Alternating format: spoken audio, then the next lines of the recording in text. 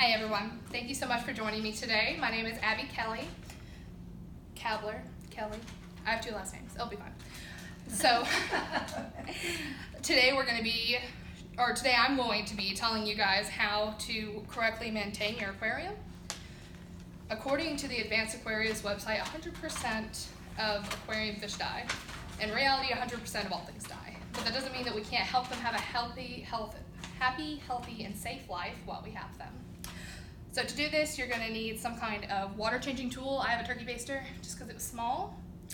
An API master test kit is what I am using. Some of their little vials. Aquarium water, which I went ahead and already put my aquarium water inside of my vials just for time's sake. A legend, which I went ahead and made big enough. I'm using Prime as my dechlorinator, but you need some kind of dechlorinator. And then just water either from the bottle or from the tap. All right, let's go ahead. So the first thing you have to do is when you're setting up your aquarium, you have to make sure you dechlorinate the water. When you go to a pond that's not dechlorinated, the fish won't live in chlorinated water. So on this bottle specifically, it says 1 drop per gallon, but it's not like super important how much you put, as long as you put at least 1 drop. So I usually just eyeball it. You could buy a dropper. I'm not going to, that's unnecessary. And then you can either let it sit for a while. I usually don't because that takes a lot of time, or you can shake it up and then you would just pour it in your aquarium. I'm only gonna do a little bit because I have to clean this up afterwards. So we've got our aquarium. Imagine there's some fish and gravel in there. That was a lot of stuff to bring. After a little while of having all of your life forms in there, eventually you're gonna start getting some toxins from the fish. That starts as ammonia. Eventually it turns into nitrate and then nitrite. And all of those things can be deadly, so that's what I'm going to be teaching you how to test for today. The first thing we're going to test for is ammonia. Each test kit you get can come with some instructions. I do this a lot, so I already know the instructions. You add 8 drops of bottle 1 ammonia to your test kit. Let's go ahead and do that. And then you close it, shake it up a little bit. And then you add 8 drops of the second one. And you shake it up some more. And then you leave it for 5 minutes. I actually went ahead and already did mine, so I'll show you guys that when we get there. The next one we're doing is The next one we're doing is nitrite. It's the easiest one. It's just 5 drops, 1 bottle. Shake it up. It usually develops within 30 seconds. The last one is actually the hardest one. It's called the nitrate test kit.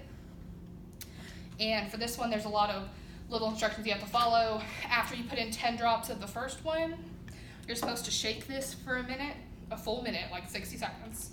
And I already had someone do that, so I'm not too concerned about it. And like I said, I already have some working on it. So you add 10 drops of this. And then you're supposed to mix this for a minute and a half. And like I said, I already did one. So let's look at what I have. So in order, these are my final tests. We have ammonia, nitrite, and nitrate. And so whatever test kit you choose, like I said, I specifically chose the API Master Test Kit. It comes with a legend so you can see right where you're at. It looks like our ammonia is right at a 0.5. Looks like our nitrite is at a 0, which is optimal to be at a 0 for nitrite and for ammonia. It looks like we are a little darker than this legend for nitrite.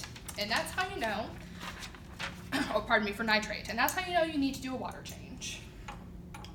And so if you will look on figure 1 on your paper, I took an image to specifically explain to you guys how the nitrogen cycle works. You have a fish, or you have a plant, or you have artificially added ammonia. It breaks down. You get nitrifying bacteria in your aquarium, and they eat that, and they multiply, and they multiply, and they multiply, and then you get nitrites. And then you have different bacteria. They eat the nitrites, and they multiply, multiply, multiply, and then you get nitrates. Now, nitrates don't have bacteria that eat them, so it is the aquarius, the person who has the aquarium, it's their job to remove these once they get to a critical level. If you'll see in figure 2, it has an explanation of the ammonia building up and then getting eaten, the nitrites building up and then getting eaten, and then we have the nitrates. And if you'll see at the very bottom on the right, it says water change, because at that point you are responsible for moving that yourself. And so all you do is you take a water changing kit. I have a turkey baster specifically, just because it was easier to bring, and you just squeeze it in there, and you take out some of the water, and you would dump it down the drain, and then you just replace whatever water you used. Thank you guys so much for joining me to learn how to take care of your aquarium. I really appreciate your time. Thank you.